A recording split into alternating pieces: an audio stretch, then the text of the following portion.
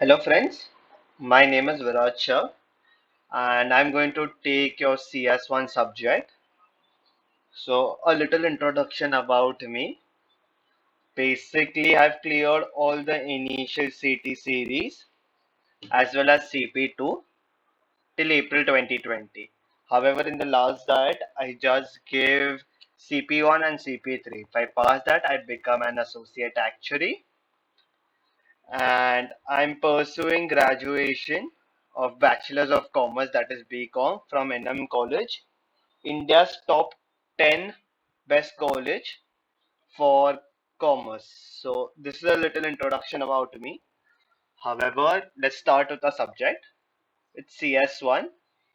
The name of the subject is actuarial statistics.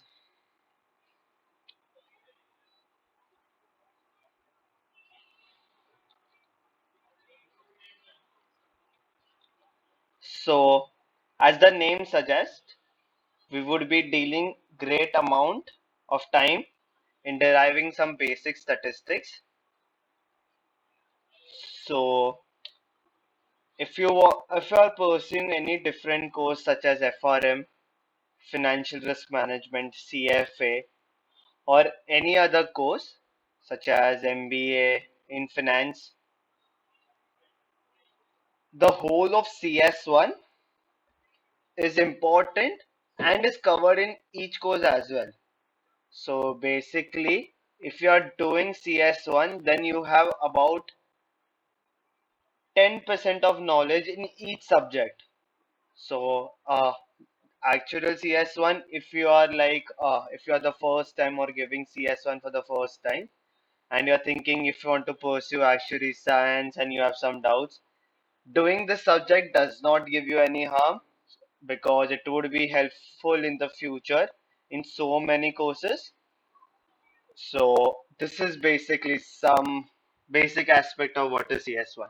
So we will then also be looking at probability. What is probability? Probability is likelihood. So what is likelihood? So if you want to consider a person age 50, so his age is 50, so there is a chance that he dies. The chance of him dying is 3%. So basically this 3% is probability. So this is what it is meant by probability. Then we would be also studying R model programming. You would have heard about several subjects such as Java, Python, C++. These are some of the coding software. So basically you write a code and it generates an output. So you can do any analysis in a much better way. So R model is also coding software. We would be doing these chapters in deep. However, a brief overview of CS1. CS1 has about 90% of sums and only 10% of theory. The theory would come in a way such that it would be related to sums.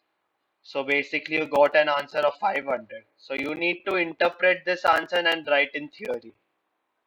So about 90% of theory would be related to this only. So there is nothing mugging up or something like that. And even if it is there, it is quite a less number. 90% of sums we would be covering. So how about we'll go to the portion. We'll talk about that later at the end of the uh, video or a lecture. And in this lecture, I would be explaining what are the different chapters, how you must study, what is basic requirement, how CS1 exam is all about. We would be studying that. It is a quick overview, so it's okay. So starting with it, CS1 is basically divided into two parts. It contains 70% of theory and 30% of R model programming. So what is 70% and 30%? So basically CS1 has two examinations, examination A as well as examination B. So examination A is a theory paper which is of 100 marks and has a time limit of 3 hours 15 minutes. However, B is R model programming which is also 100 marks and it has a time limit of 1 hour 45 minutes. Apart from writing these papers, you have an additional 15 minutes in order to upload. So how will be the uploading work? I would explain you that now. So basically, all the sums we solve, you need to write in Word, Microsoft Word, and R model programming. So you need to write the code in R model programming, then copy this code in Word and upload it in the 15-minute time period.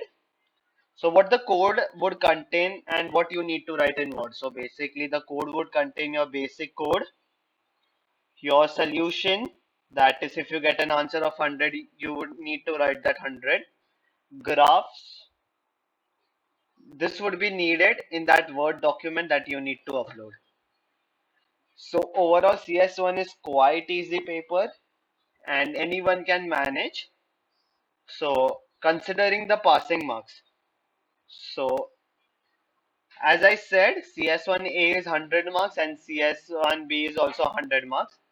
So 70% depicts that if there is 100 marks paper and you achieve 100, then you would only get 70% of the marks, which is 70 marks. Similarly, with R model programming, in R model programming, there is a 100-mark paper, you achieve 50, suppose.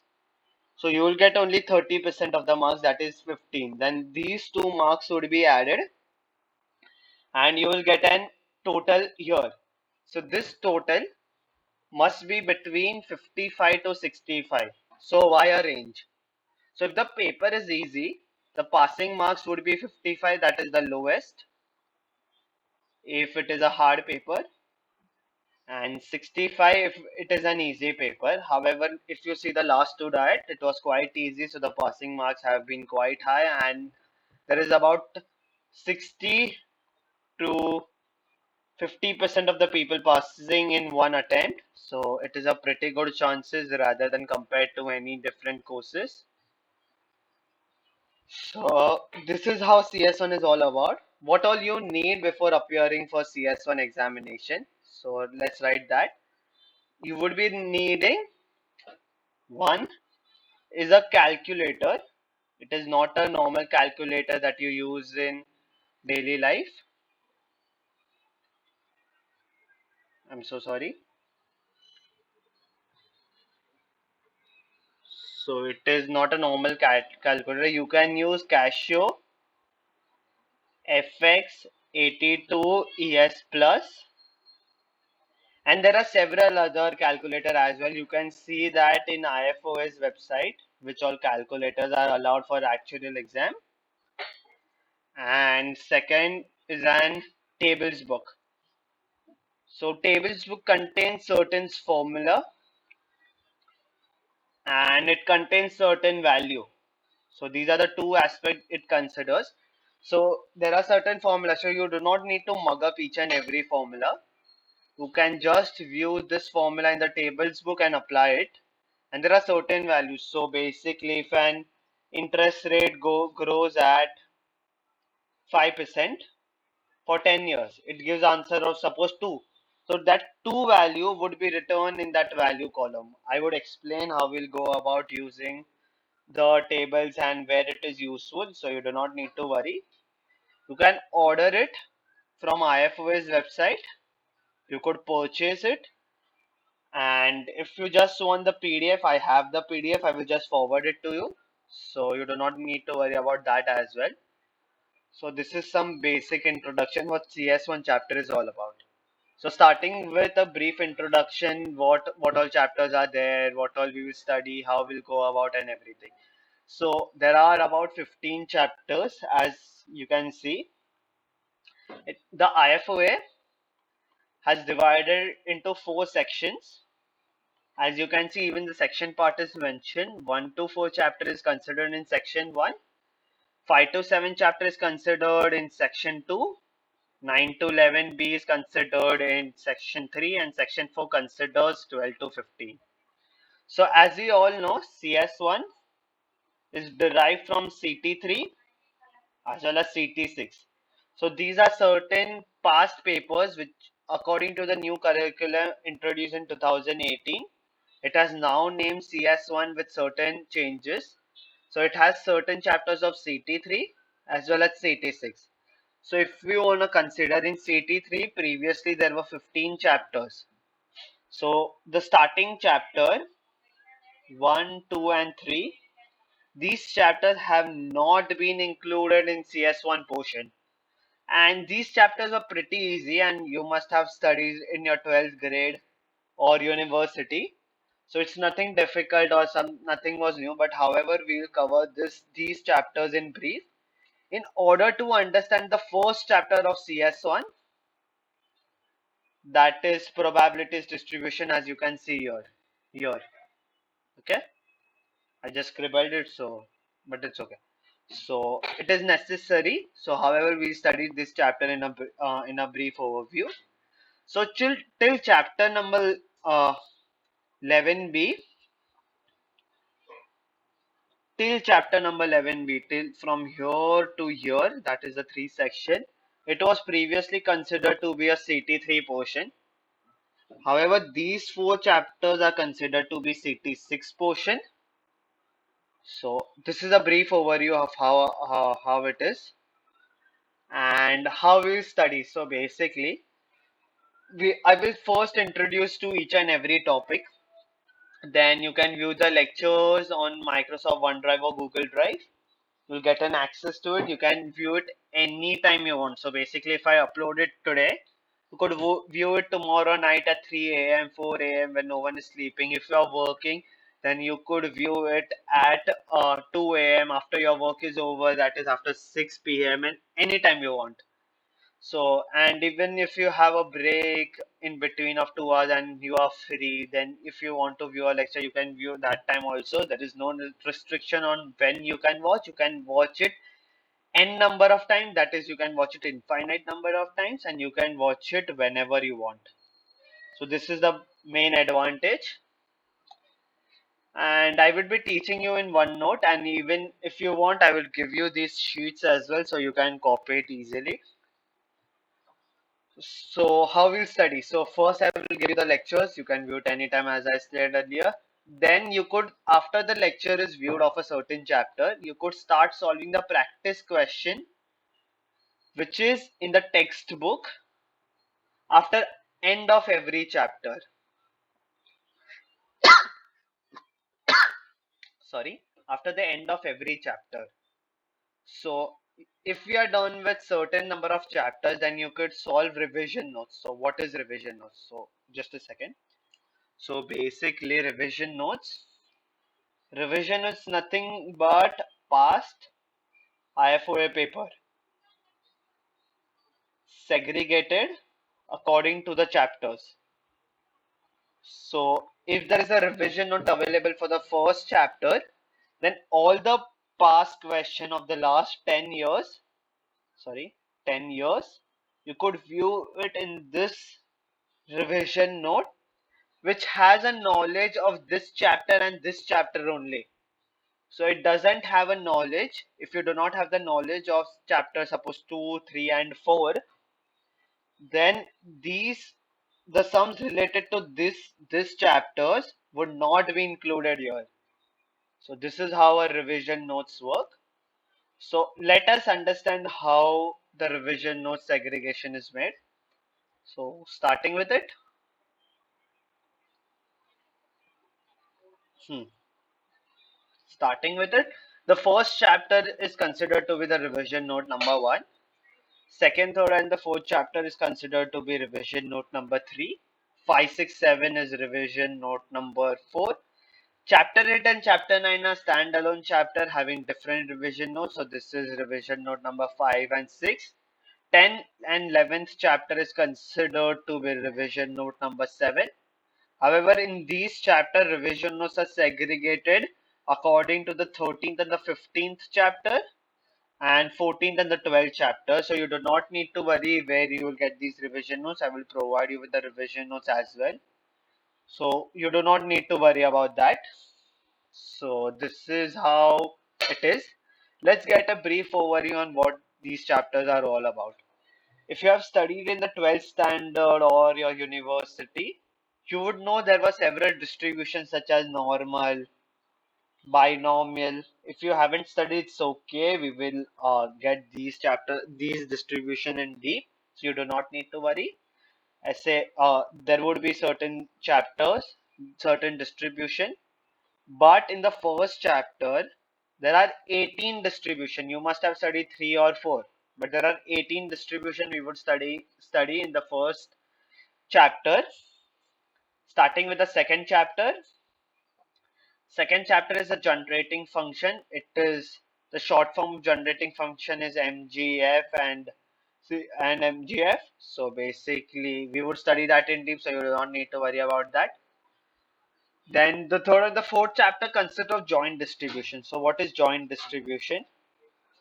Joint distribution is basically considered to be mixture of two distributions. But this is not distribution in reality. It is you will be using integration. If you do not know integration, then you must revise it and go through your past and have a brief idea what integration is all about. However, there are several online platforms which solves that integrations for you. So I would be helping with you with that as well so that you could just do it as quickly as possible. So there would be integration with respect to two variables. As the name suggests, it is joint. So basically it has two variables. So this is how a joint distribution would be. We would be only seeing sums and that's it. Then the fifth chapter is the central limit theorem. Central limit theorem is one of the most important chapter. Why it is the most important chapter? However, while distributing the percentage of marks, it is quite less. But why this chapter is important? Because this chapter provides a base for the further chapters you do. So CLT is most important. So what is CLT? Basically, as I said earlier, there would be 18 distribution. You could approximate all the 18 distribution with only one distribution, that is the normal distribution. So we will study about that also, and normal distribution has quite simple interpretation also. So CLT helps us with that. So that is what CLT is all about. Then chapter 6, 7, that is the sampling and the statistical inference and point estimation, is basically MLE, that is the minimum least estimate. We will study that in detail, so you do not need to worry. And you won't understand what I'm saying right now, but that's okay. When those chapters come, you would be able to solve it, and it's quite easy and it's quite manageable as well. So yeah, starting with the confidence interval and hypothesis. So what is confidence interval hypothesis? So basically, confidence interval means that 95% of the time my answer lies between this and this. Okay, A and B. So giving an example about it. So if I'm investing in Apple Incorporation, and I estimate the confidence interval, which is the share values goes between 90 and 110 with 95% of confidence. So I'm saying that with 95% of confidence, the value of Apple share won't go below 90 and it won't go above 110. So confident interval is that. And basically hypothesis testing means that according to my confidence interval, suppose 95, the values lies in that confidence interval or not. So basically, as I give the example about it's 90 and 110. If I get the value of 120, it does not lie between these range. So therefore, the testing would provide that no, it does not lie. So basically, just a testing for confidence interval, and it's quite easy chapter as well. Then data analysis and linear regression. So these chapters give you a combined knowledge about linear regression. So what is linear regression? So I'm standing here. This was my past values, vast values graph. According to this data, I expect my growth would be this. So this is past, this is future. So according to the past value, I predict my future value, which is this. So it is just that much. Then generalized linear models are basically some linear models, and we will study that in detail. There are some derivation and we will do sums, and it is quite easy. Then credibility theorem is a bit theory and everything. And we will do chapter 13 and 15 together. And it is quite easy chapter, and these all chapters are scoring. Okay. So it is easy. Anybody, matlab, if you practice all the sums and all the revision notes and all the practice question, we will be conducting several examination. That is the mock exam. Then we would be solving past papers. If you do all these properly, then it is easily you will be able to achieve around about 65. So you just need to be consistent for CS1, and overall this paper is quite easy. So starting with the percentage distribution of marks. So uh, till CLT, that is from chapter 1 to 5, has a weightage of about 20%. Then from chapter 5 and 6 has a weightage of around 15%. Then chapter from 7 to,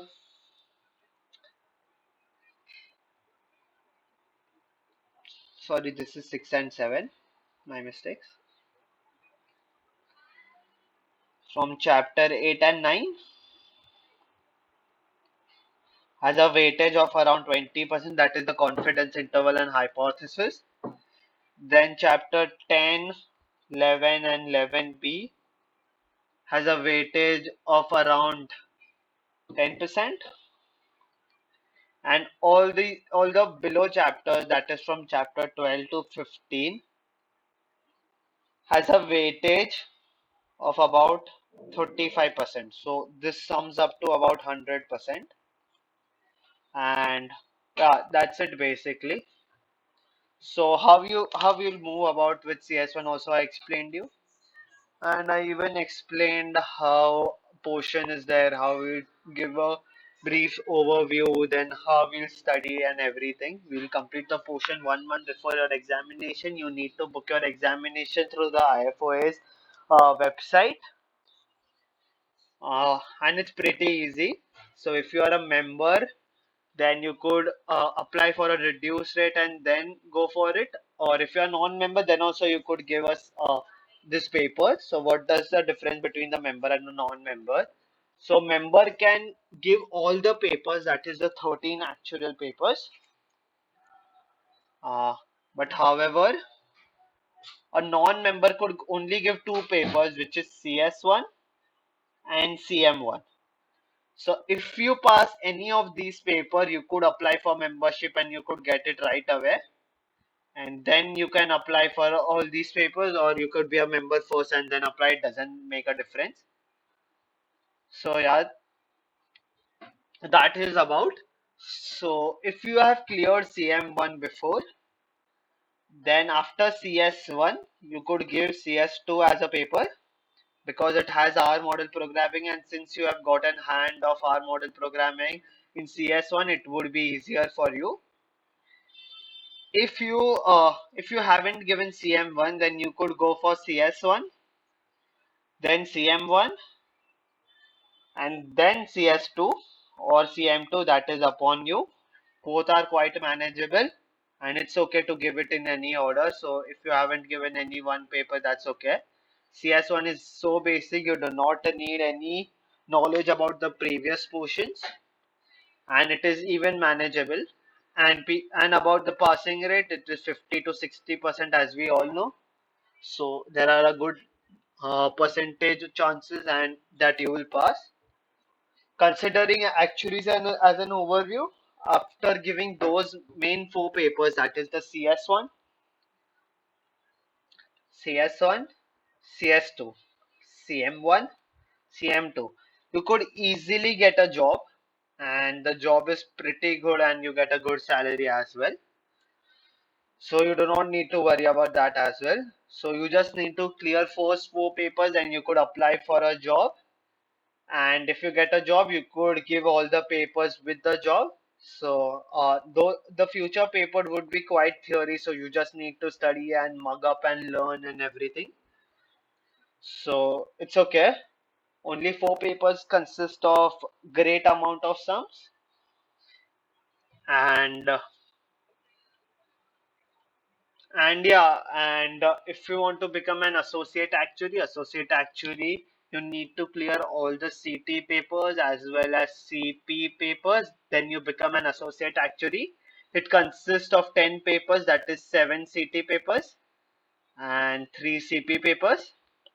Then if you want to be a final actuary, then you must give ST papers and SA papers. SA paper, there are only one papers for SA and there are two papers of ST. Out of six, you need to select one. Out of 10, you need to select two. So if you clear these papers, then you become a final actuary and you have the authority to make a signature in the paper like this. I'm just giving an example and so ignore it. Yeah. So you have the authority, and if you become a fully qualified actuary, the value is quite good in the job and it's pretty good elsewhere in the country as well.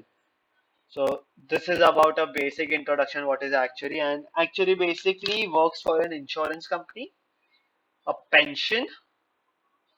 It also works in consulting. It also works in general insurance, and actuary can also be used in your father's business or if you want to plan your own business. Basically, it gives you a tight structure over each and every aspect. So by studying actuary, you could have a broad overview on the entire world scenario. So finance is useful everywhere. Even each and every company has a risk management committee as well as pension committee. So each and every company employs actually. So the job is quite good. And this is your first paper or the second paper, I do not know, but yeah, it is quite easy and it is quite manageable.